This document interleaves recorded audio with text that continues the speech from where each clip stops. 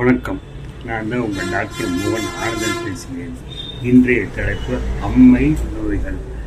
அம்மை நோய் எதனால் வருதுன்னா, அம்மை நோய் மனித உடலில் வைரஸ் என்ற நுண்ணிய கிருமி உண்டாக்கும் தாக்கத்தால் அம்மை நோய் வருகிறது. இந்த அம்மை நோய் 4 வகைப்படும். அவை பெரியம்மை, சின்னம்மை, தட்டம்மை, புட்டம்மை என 4 வகையாக அம்மையை உருவாக்கிறது இந்த நுண்ணுயிர் கிருமிகள். சரி, இந்த அம்மை வந்துட்டா உடம்புல நம்ம எப்படி வைத்தியம் பண்ணணும்?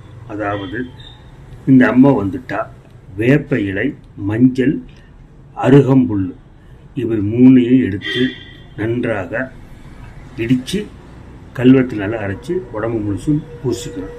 இது ஒரு வகையான வைத்தியம். மேலும் இந்த அம்மை நோய் வருவதற்கு முன்பு தடுப்பதற்கு என்ன பண்ணணும்னு கேட்டிங்கன்னா, வேப்ப இலை, மஞ்சத்தூள், அருகம்புல் இது இந்த 3ஐயும் அரைச்சி நல்லா உருண்டையாக பிடிச்சி காலையில் ஒரு நாளைக்கு 1 விதம் உள்ளுக்கு முழுங்கணும்.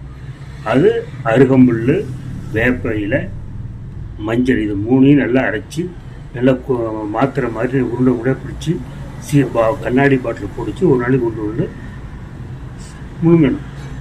இது அம்மை நோய் வருவதற்காக காக்க வேண்டிய மருந்து.